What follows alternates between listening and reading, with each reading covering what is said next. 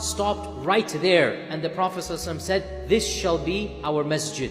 Masjid al-Nabawi, its demarcation took place at the hooves of Qaswa. Of course, Allah commanded, obviously, right? Where Qaswa sat down, there was an empty plot there, and the Prophet said, we have to purchase this plot from the orphans, and Masjid al-Nabawi was built. And in front of that, or some reports say Qaswa traveled another distance, and some reports say in front of that, Abu Ayyub al-Ansari's house, where the Prophet lived for 6 months while his house was built. 1 year after the Hijrah, the Battle of Badr takes place, and the Prophet is riding Qaswa in the Battle of Badr. And on Qaswa, the victory of Badr takes place. The Prophet ﷺ wanted to inform the people of Medina of the victory. So the Prophet ﷺ sent Zayd ibn Haritha on Qaswa, and he's marching in, jogging in, racing into the city, and he's shouting out, Uqba has been killed, Abu Jahl has been killed, and he goes over the entire list until some of the people thought Zayd has lost his mind.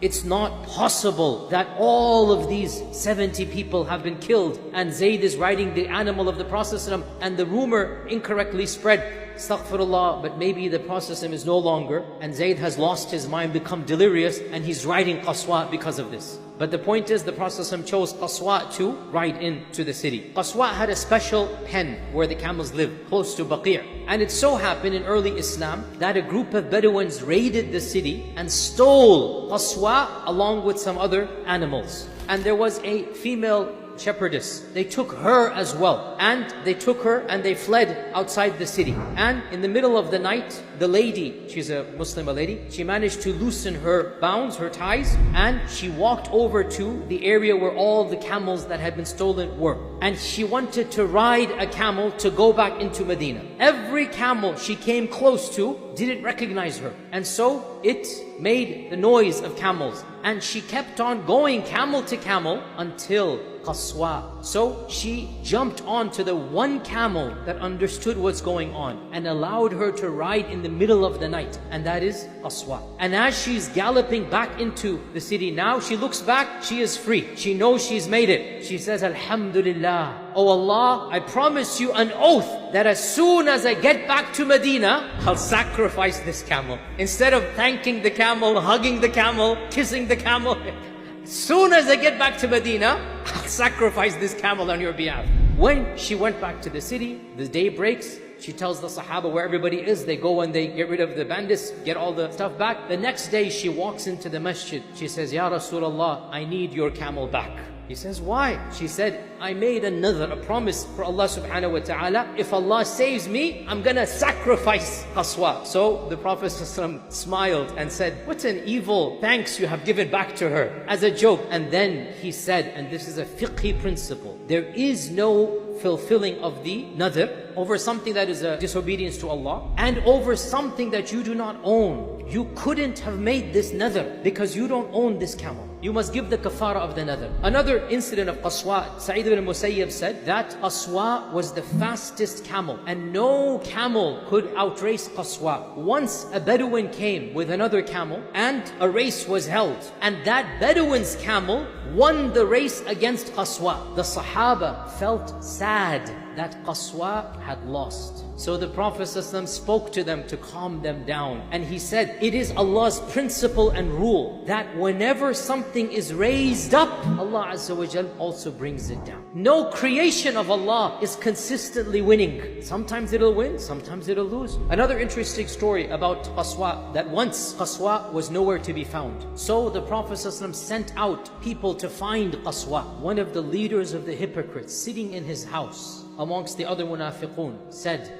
this man pretends, or he claims, that Allah speaks to him from the heavens, and he can't even find his own camel on earth. Jibreel came and told him what that munafiq said. So the Prophet ﷺ stood up in the masjid and said, O people, it has reached me that some people are saying this. And he knew who it was, but he didn't mention the name. فَوَاللَّهِ, I am just a bashar, and I know only what Allah allows me to know. And He has just informed me that Qaswa is stuck in such and such a valley. Its rain has become entrenched to a tree. He said this in the masjid when the emissaries were still searching for Qaswa. So they went and they found exactly as described. Qaswa was eating food and had gone around the tree, and its harness it came entangled, so it couldn't come back. QASWA was the camel that marched to Hudaybiyah as well. And when it was outside of Mecca, QASWA just abruptly stopped in its tracks and refused to go on. And the Sahaba became irritated at QASWA, and they said, go on, move on and on. And QASWA, it sat down. So somebody said, QASWA has become stubborn. Our Prophet ﷺ defended the honor of QASWA.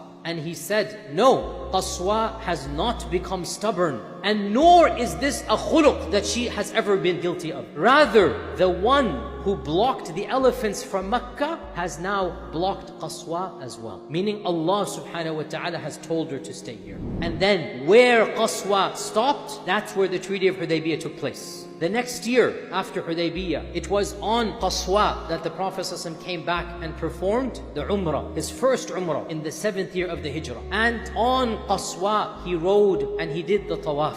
And he did Tawaf on QASWA later on in Hajjatul Wada' as well. Multiple times Allah revealed Quran on QASWA. For example, after the Treaty of Hudaybiyah, when the Prophet was going back, Umar ibn al-Khattab came up to him and spoke to him, and he didn't respond. And he thought maybe, the Prophet was angry with him. Then the Prophet recited, Inna fatahna laka fathan mubina. This came down on QASWA. In the Hajjatul Wada', Ibn Abbas said, I saw QASWA sit down because Surah Al-Ma'idah was revealed. And the weight of Surah Al-Ma'idah was so heavy, the Prophet could stand it. QASWA had to sit down. QASWA was the animal the Prophet rode on when he conquered Mecca. And Ibn Abbas and Anas and others say, we saw the Prophet enter from Quday. He entered riding QASWA, saying Allahu Akbar, and his head was so low, it was touching the neck of QASWA out of humility. When an emperor, when an arrogant general conquers a city, puffs his chest out, puts his head up, but that's not our Prophet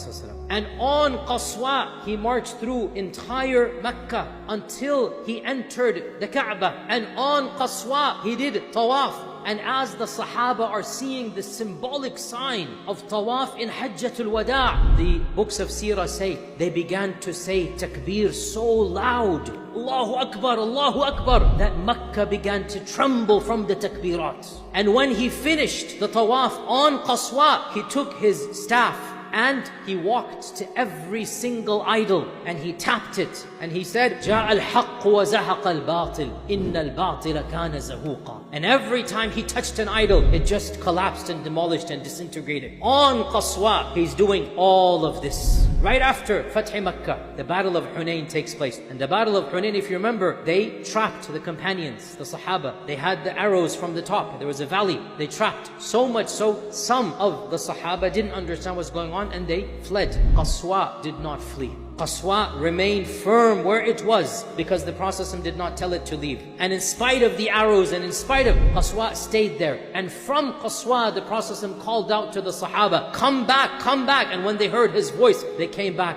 and they fought in Hunayn and they eventually won the victory of Hunayn. It was on QASWA that the Prophet went to Badr. And the famous incident that there weren't enough camels. 3 people were sharing every camel. And so the Prophet also had 2 people assigned. And they said to him, Ya Rasulullah, you ride and we'll walk. It's okay, we're young, whatnot.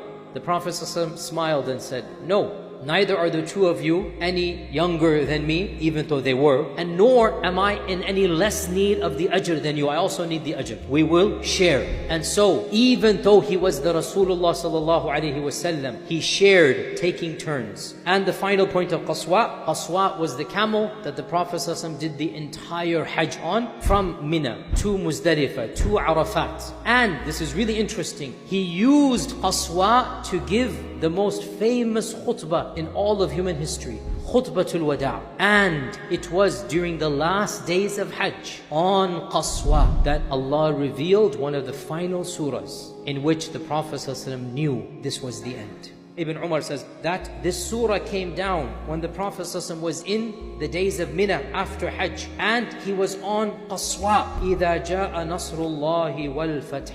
And the Prophet knew this is it. And as you know, when he came back on QASWA to Medina, within a week he fell sick. And a few 10 days after that, he sallallahu alaihi wasallam passed away. And the story does not end here. QASWA was 15, 16 years old, 17 max. And when the Prophet ﷺ passed away, QASWA began to cry until it became blind. And in its grief, it stopped eating and drinking normally, and within a month it passed away.